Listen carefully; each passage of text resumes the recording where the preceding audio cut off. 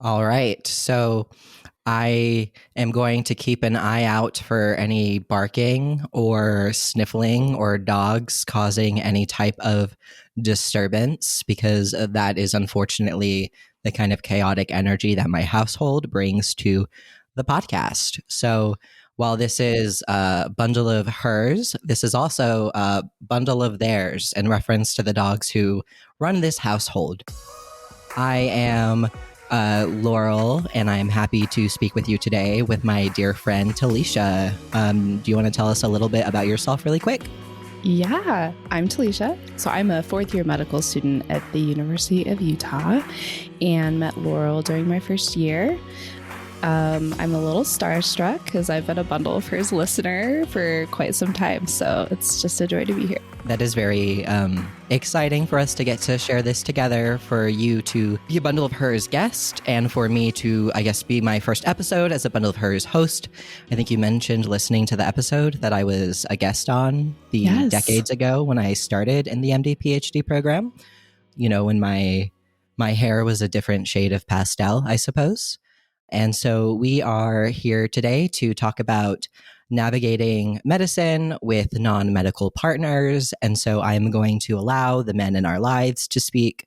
If you want to introduce Ryland, and then he can say a few words, and then I'll decide whether or not Peter is going to get to appear on the podcast. Of course.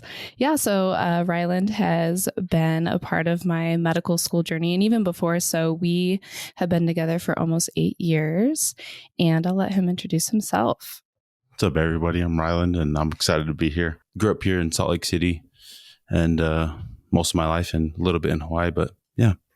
I'm excited for you to be here, Ryland, and because it is only fair, I will allow my partner, the incredible Peter, who has been my right-hand cutie for the past decade, to also introduce himself, since we are going to be talking about, medicine journeys with our non-medical partners. And Peter, I love you. I think you're about as non-medical as it gets. Yeah, I'll take that summary. So this is Peter here. Laurel and I have been together for, 10 years.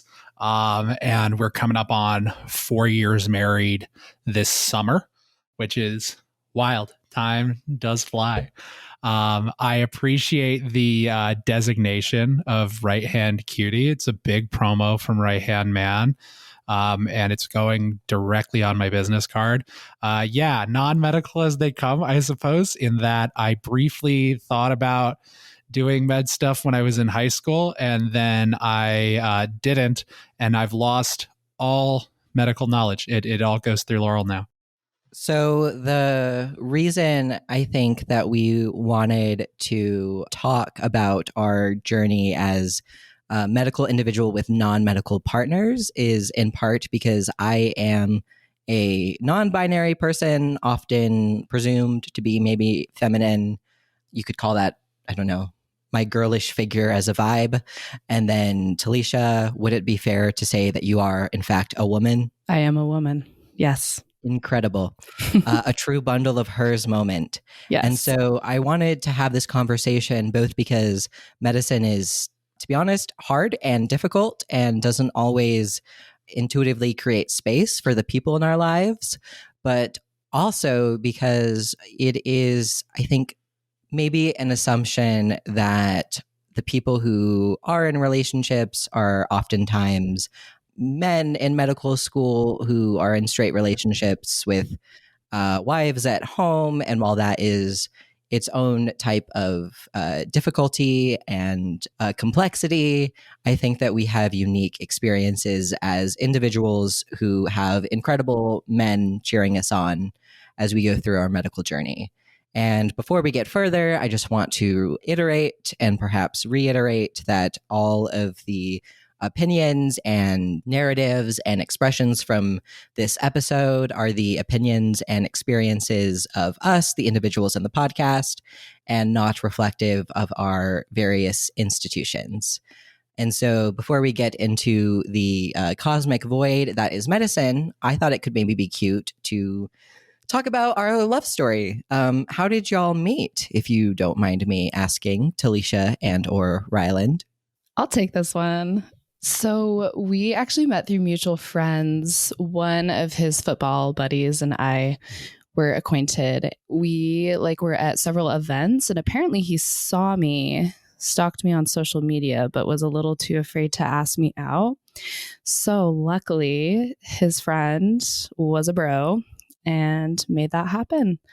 And we've been inseparable ever since. I dubbed this officially cute. Oh, thanks. That means a lot. Peter, would you like to give a brief overview of our love story, I guess you could call it? I would love to, and I would like to give the audience a disclaimer of my own. I'm not making this up. It's just very high school rom-com-y. I was the new kid in school, sophomore year of high school. I just had my first day there, was the day after my 16th birthday, and I had not a friend in the school. I was eating lunch alone on, I want to say, my second day. And my first day, I went and did the thing where you eat in the courtyard alone, so it's less visible. And Laurel had been talking to some friends, and they all knew that I was the new kid. And Laurel asked if they would mind if Laurel invited me to sit with them. So Laurel came up to me in the lunchroom, invited me to sit with the theater kids, and introduced me to, who would become my first real group of friends there. And we were friends for a good few years, did kind of the will they, won't they for a while, until, we finally started dating. My senior year, they had already graduated, and we've been attached at the hip since that point, really just sappily inseparable. And I'll hand it to Laurel for any fact checking and framing here. Have you been charitably characterized, my love? I think the biggest criticism I have with your version of events is that you are a foot taller than me. And so our hips are not necessarily at the same position in, space. But besides that, it's pretty accurate. And so I think one of the things that I find interesting is that we both met our partners previously to our involvement in medicine. And so I think I'm curious as to how those conversations looked for you both, because it can be a pretty involved career. I think even people outside of the field can understand that it is a commitment, and I don't want to put overly weighted terms on it, but I think, people sometimes view it as a calling as opposed to a career. There's the expectation you're going to work holidays and you're going to work weekends. And I think that's something that can be a difficult conversation with partners. And so I'm curious as to what that looked like for you both, since, you've been also together for time eternal. So I went to college at a pretty conservative university, a religiously conservative university. And part of that, in previous romantic relationships, even on first dates, I was a collegiate rugby player, which was, I guess, kind of intimidating for men. And then I would bring up that I was pre-med, and that usually was the point of no return. And so what stood out to me when meeting Ryland is I mentioned those things because they were so inherent to my identity. And he was like, oh yeah, that's cool. Not intimidated in the least. And so that just started off, I think, our relationship on such an open field that I felt like I could truly be myself and share my identity, and that there was no judgment or no, sensitivity around my pursuit of these things. Yeah, definitely. I feel like when you brought that up to me, it was I didn't think twice about it. It was just that's cool. I think that's, if anything, that's awesome that I can look at you and be oh, wow, I want to aspire to pursue something like that in my life too. So, and especially living here in the state that we live, it's those expectations are definitely oh yes, the kind of your experience at BYU. So yeah. Well, you haven't told us what you do, right? Oh yeah. I'm a barber. I cut 6 days a week. So if you need a haircut, come on over. I'll get you right.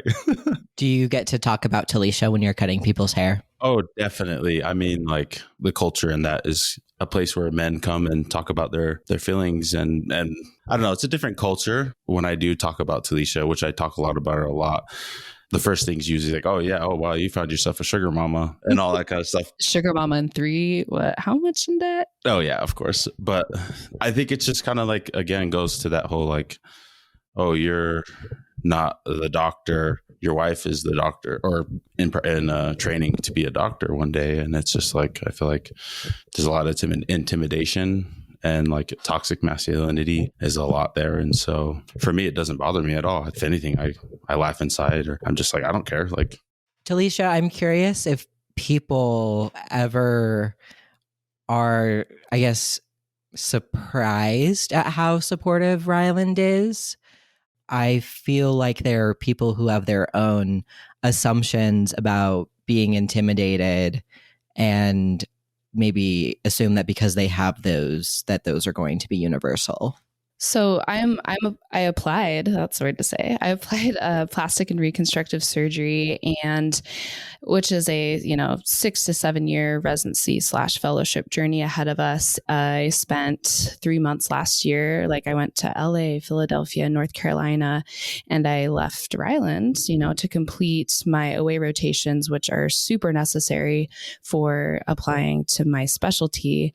And he got a lot of comments from family members, friends. People are really confused that he's okay with just picking up and leaving his career that he's built here in Salt Lake City. So I think that's been a little interesting, like navigating those conversations.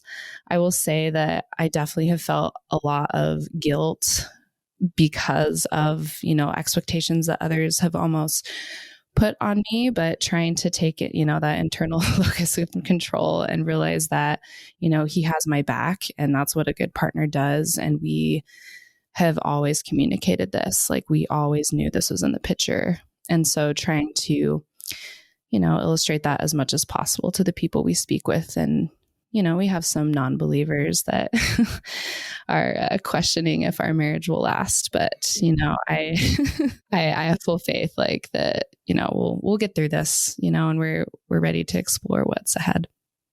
Kind of jumping in with my experience with Laurel here.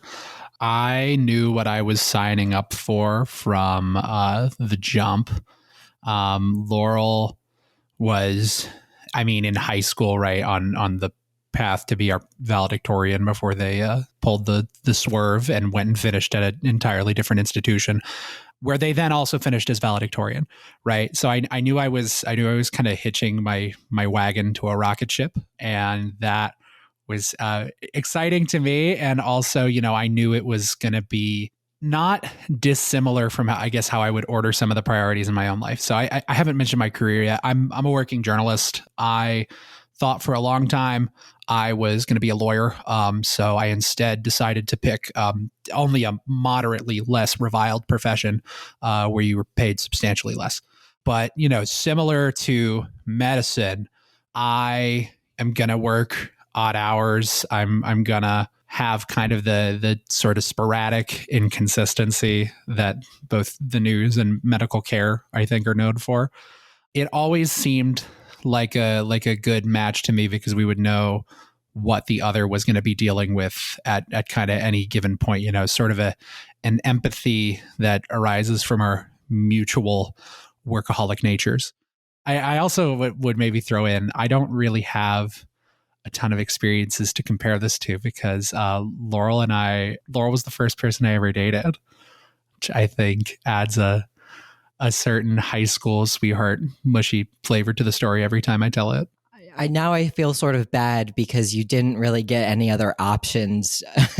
You started dating someone and they said, I'm going to go into an 8-year starting degree program in the MD PhD. And you went, well, I guess this is what love looks like. To be fair, we were, 4 or 5 years down the line at that point. So, I was entrenched. I was there to stay. I do think that it's something that I feel very fortunate in my relationship. And I think it's something that I recognize in y'all's, if that's not too forward, that it's wonderful to have a partner who is excited by our goals as opposed to intimidated by them, because I know that as someone, again, often perceived in the feminine, I will tell the story about how I, as a 17-year-old, told a primary care physician that I was going into pre-med, and he told me not to strain myself. And I went, huh, what an odd thing to say. But I think there are a lot of individuals who are, ready to maybe look at the obstacles to medicine as opposed to the lovely partners that we have who are looking at those obstacles and thinking it's incredible that we're able to cross all of these bridges and mountains at our sides. I think it's interesting to bring up the concept of folks maybe being intimidated because Peter is probably too humble to mention this and also probably doesn't want to make me feel bad, but Peter left his job at CNN International, which as an international affairs journalist is really the dream gig, to move out to the very sexy city of Salt Lake City with me and be here with my very, very long program. And so when y'all talk about the conversations happening about uprooting a career and moving to a new place, that is something that I've already inflicted on Peter, I guess. But I think in trying to reckon with some of the big feelings that come from asking the love of my life to sort of leave his dream job for me, to say that we support each other's careers is probably putting it mildly, but like a conversation we've already had is for residencies. Peter basically gets to choose the city shortlist, and that's going to be based on cities that have career opportunities for him. I've actually stepped back a fair amount with regards to a lot of my extracurricular involvement because I've decided that time with my partner gets to be a priority for me.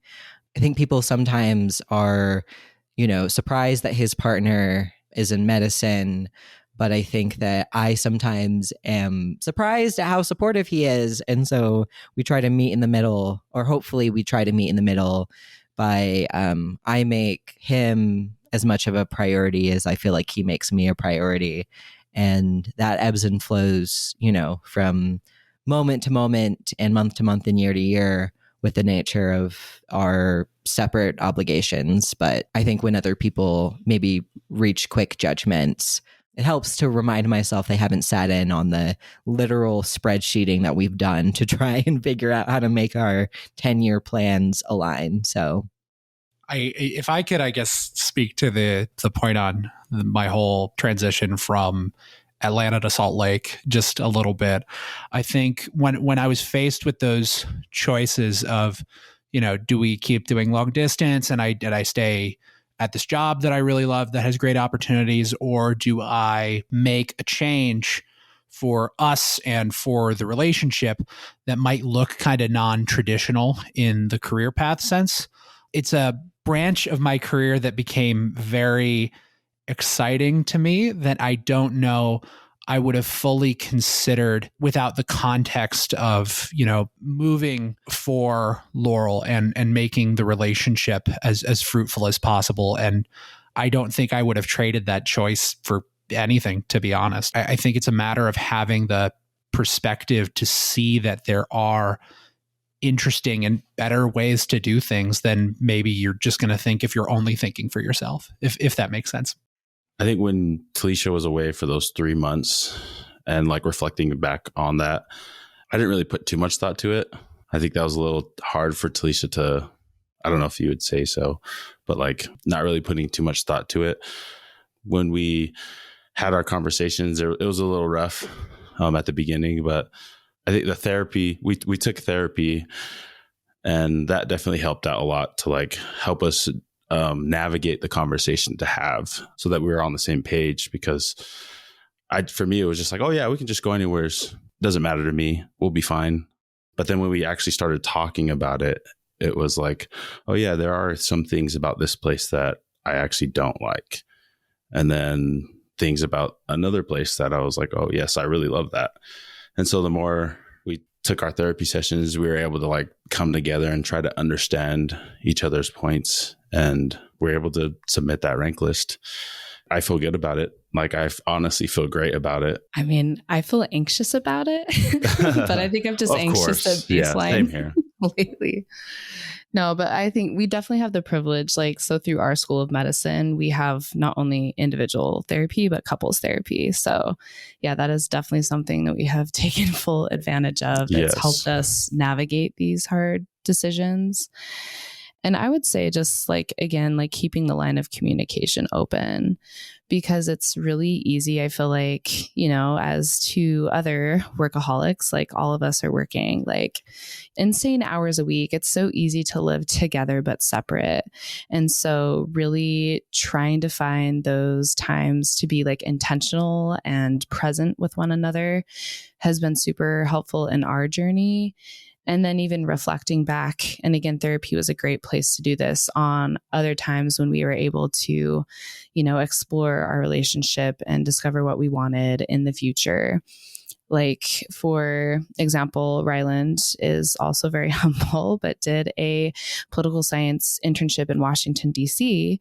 And so before medical school, I took several years off, but then went and we moved across the U.S. I did a nannying job. I just was trying to find some short-term job to, pay the bills while we were there. And I think it was during that time, like, our relationship flourished, like more so than it had previously. And so kind of reflecting back on that moment in time of our life, I think it's helped us frame this huge hurdle ahead of us, like with a lot more excitement and a lot more, like hope for the future. And so definitely like, just trying to reflect on how we can, build through all of these changes. And I feel like we've done a really good job at, communicating and coming halfway to one another along the way. You bring up there's ebb and flow. I read Unfinished Business by Marie Anne Slaughter. Actually, Peter and I both read it together, which is basically a book about trying to have it all, quote unquote, with like relationships with people who are working and whatnot. And it has this idea of sort of the support spouse, which is sometimes one person is going to be pursuing something and the other person is going to be there to support them through that. And I think that's something that we've been able to explore a lot in the past few years, whether it's, me learning how to cook because Peter's on the night shift, despite the fact that I freaking hated cooking and I didn't want to do it, but I did, to, the equivalent sacrifice of Peter giving up his dream job and moving across the country for me. You've already touched on, I think, some sort of suggestions, therapy, intentional moments with each other. But I did want to ask, as we draw our conversation to a close, what recommendations might the four of us have, both for the individuals within a relationship, but also what suggestions do we have for the system of medicine? Because there are still considerations about, how do I make, your family, whether that's a couple or whether that involves children or whether that involves caring for relatives, work with the expectations placed upon us. So I'm curious, thoughts for individuals and then thoughts for the big people in charge. I think as a medical student, especially finding those mentors to be in my corner so for example, like going into plastic surgery, I have had the awesome experience of getting to know some really incredible female plastic surgeons who are just pushing the boundaries of the surgical field. And so being able to see that and also gain guidance from those individuals has been super helpful.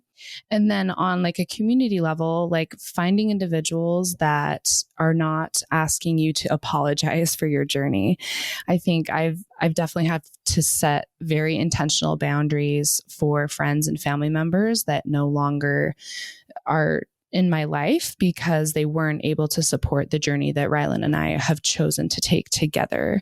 And so although that has been very difficult to part ways with some individuals, I think we are both better for it.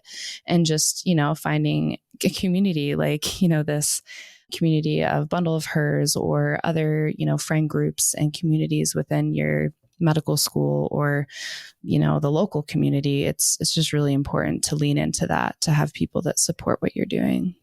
Yeah, I would agree with that as well. And I think for me, like someone being outside of medicine, and a partner of someone who is in medicine. I think for me, it's like being honest with each other, being open and willing to anything that will come our way. I think that's the number one advice that I have, at least for me, for anyone who is a partner with someone in medicine or someone in medicine. I think that's really helped us with our relationship moving forward. I have found that there is a lot of freedom to figure things out once you accept that there needs to be a baseline level of flexibility. I think when you look at the 8-year program with the MD PhD, you feel like you have no time to lose. But once you kind of open yourself up to, I have these constraints on my situation, but let's find where I can be flexible. Let's find where, I can look for little ways to make work and life more fulfilling and balanced. Those little changes and tweaks you're going to make all the difference. I really vibed with what Talisha said earlier about this situation putting us in positions to be more intentional with our relationship. I think by having to be more intentional and think about these things more, it does lead me to be more present and active in day-to-day life, spending time with Laurel, feeling fulfilled. Yeah, I think that moving long distance to Salt Lake City to start medical school, it meant the world to me that you were welcomed into some of the communities that I was a part of. I think one of my favorite memories is Peter got to be an ultrasound model for one of our classes where he was visiting from long distance and we had limited time together. So everyone in my group agreed that he could come and take his shirt off upon first meeting people, and he was told he has a very easy to find liver, and he's kind of been living on that high ever since. Amazing. It's my fun fact every time now. Medical students tell me I have a very easy to find liver, whatever that means. And so I think that the fact that we're a priority in each other's lives, the people in communities that recognized, even just letting him come to dinners for the MD PhD program and people asking me how he was doing, I think in a career path that can feel, pun sort of intended, very sterile. I think that recognition of my heart, if you will, that lives in another person, it means a lot. And I think it makes me a better scientist because he takes care of me, and I'm a rested, better version of myself who's coming up with more creative solutions. It makes me a better physician because when he is welcomed into my schedule, it means that I have more care for myself and I'm able to give that back to the communities that I care a lot about. I do a lot of trans health, both clinical work as well as research. And that's something that if I didn't have the stamina to do that work, especially in the current political climate, it would be so exhausting. I don't know if I'd be able to do it, but I just think that if you try and cut any person into pieces, it's not going to work out. And I think a healthcare system that embraces our entirety is one that's going to resonate with our patients and allow us to continue giving quality care. And that's honestly all I want to do with my life. So. And if I can just add to that, Laurel, you just reminded me that along the interview trail, I actually was quite impressed that a lot of residency programs are recognizing the importance of involving partners as well as family planning, no matter what that looks like for each individual. One of the programs I was at, one of the older residents and the program director had a baby shower at the same time. And it was the most adorable thing ever. But really, seeing that programs are not only willing, but very supportive of people, pursuing their personal relationships in residency gives me a glimmer of hope, because we all know that the medical system is absolutely broken to its very rotten core. And so just to have those silver linings along the journey gives me hope that us as the future of medicine, we're going to change things and we're going to make it a place and a space for everyone, not only to provide care, but to receive care. I really love that. And I think that, silver linings and hope for the future kind of really embodies, I think, what I hope for the four of us as wonderful people. I hope I can include myself in that, but also the Bundle of Hers community to bring forward that kind of change. And so, speaking of Bundle of Hers, I want to thank the audience for listening. We love audience participation and feedback. And so, if you want to subscribe or rate our podcast, review the podcast, these are all things that make us incredibly excited. You can also interact with us on Instagram, Bundle of Hers. You can also reach the Bundle of Hers website and hear from the many wonderful people who are on their various medical journeys, who may or may not have non-medical partners, but are surely going through some of the same questions of, oh God, where will I move? Where will I end up? What do I do in my free time? There's only so much of it. And I think that we're lucky that we get to have those conversations with our partners. So it ain't bad to be in love. I'll leave it at that.